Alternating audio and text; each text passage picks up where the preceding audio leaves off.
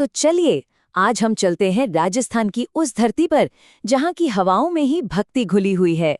आज बात होगी मीराबाई की, एक ऐसी रानी की जिन्होंने महलों की चमक दमक को ठोकर मारकर कृष्ण के प्रेम को ही अपनी दुनिया बना लिया। देखिए, ये कहानी सिर्फ किसी भक्त की नहीं है। ये एक रानी की कहानी है जिसने अपने विश्वास के लिए, अपनी आस्था के लिए एक पूरा का पूरा राजपाट पीछे छोड़ दिया। जरा सोचिए, कितना बड़ा फैसला रहा होगा ये।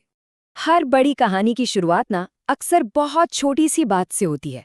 मीराबाई की कहानी भी एक ऐसे ही मासूम से सवाल से शुरू हुई।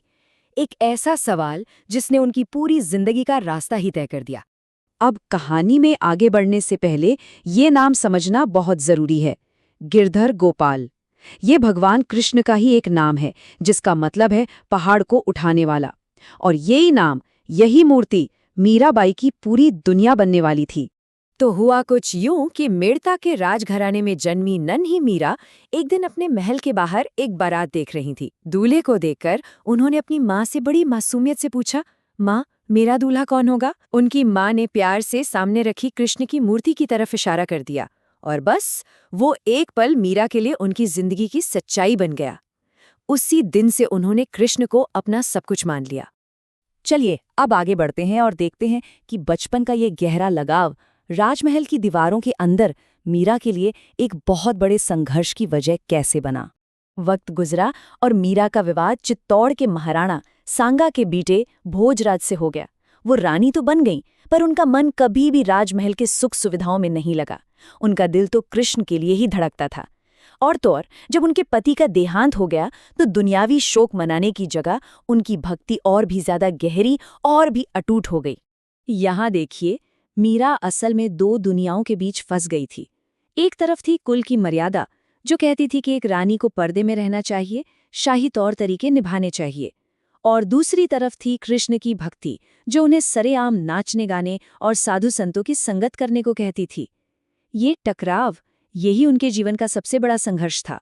यहाँ से कहानी एक बहुत ही एक गंभीर मोड़ लेती है। जब मीरा की भक्ति को कोई दबा नहीं पाया तो उनके अपने ही परिवार ने उनके खिलाफ ऐसे कदम उठाए जिनके बारे में सुनकर रोंगटे खड़े हो जाते हैं।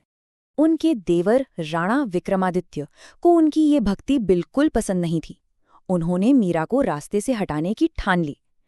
पहले जहर का एक प्याला भेजा गया। मीरा ने उसे कृष्ण का नाम लेकर पी लिया और वो जहर अमृत बन गया। फिर फूलों की टोकरी में एक जहरीला सांप भेजा, पर जब मीरा ने टोकरी खोली तो उसमें से कृष्ण का प्रतीक एक शालीग्राम पत्थर निकला। हर बार उनकी आस्था ही उनकी ढाल बन गई। तो इन जानलेवा हमलों के जवाब में मीरा ने दुनिया को बताया कि उनकी असली दौलत क्या है। उन्होंने गाया, पायो जी मैंने राम रतन धन पायो। मतलब साफ था, दुनिया के सोने चांदी से बढ़कर उन्होंने ईश्वर के नाम का वो अनमोल खजाना पा लिया था जिसे कोई छीन नहीं सकता। अब बस बहुत हो चुका था। मीरा ने वो आखिरी कदम उठाया। उन्होंने उस महल को, उन बंधनों को हमेशा के लिए पीछे छोड़ दिया जो उनकी भक्ति के रास्ते में आ रहे थे। ये कोई पलायन नहीं था, ये मुक्ति की तरफ एक यात्रा थी। उन्होंने चित्तौड़ छोड़ा, फिर वो वृंदावन गईं, जहां कृष्ण का बचपन बीता था, और आखिर में वो गुजरात के द्वारका शहर में बस गईं, जहां कृष्ण ने राजा के रूप में राज किया था। ये एक तरह से अपने आध्यात्मिक घर लौटना था। और कमाल की बात देखिए, महल छोड़ने के बाद उनकी शोहरत घटने की बजाय और भी बढ़ गई। दूर दूर से बड़े बड़े राजा और विद्वान उनका ज्ञान लेने, उनके दर्शन करने आने लगे।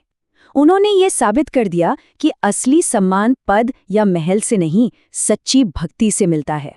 तो अब हम पहुंचते हैं कहानी के अंतिम पड़ाव पर। एक ऐसा अंत जो मीरा को अमर बना गया और उनकी विरासत को हमेशा के लिए हमारे बीच छोड़ गया। कहते हैं कि मीरा का अंतिम समय द्वारका के मशहूर रणछोड़ राय मंदिर में आया। वो वहां अपना आखिरी भजन गा रही थीं। और भजन गाते गाते ही वो कृष्ण की उसी मूर्ति में समा गई जिसकी वो पूरी जिंदगी पूजा करती रहीं। लोगों ने देखा कि पीछे बस उनकी ओढ़नी रह गई थी जो मूर्ति से लिपटी हुई थी। ये उनकी भक्ति का सबसे बड़ा प्रमाण था। तो आखिर में मीराबाई की कहानी से हम क्या सीखते हैं? यही कि सच्ची भक्ति समाज के बनाए किसी नियम या बंधन को नहीं मानती। उन्होंने उस जमाने के हर दकियानूसी नियम को तोड़ा और ये साबित किया कि ईश्वर तक पहुंचने का सच्चा रास्ता सिर्फ अटूट विश्वास और निस्वार्थ प्रेम है। और उनके भजन, वो तो आज भी सदियों बाद हमें यही याद दिलाते हैं। और अंत में ये कहानी हमारे मन में एक बहुत गहरा सवाल छोड़ जाती है। सच्ची भक्ति की कोई सीमा होती है क्या? मीराबाई का जीवन तो यही जवाब देता है कि जब विश्वास और प्रेम की कोई सीमा न हो तो उसे कोई दीवार, कोई जहर, कोई परंपरा रोक नहीं सकती।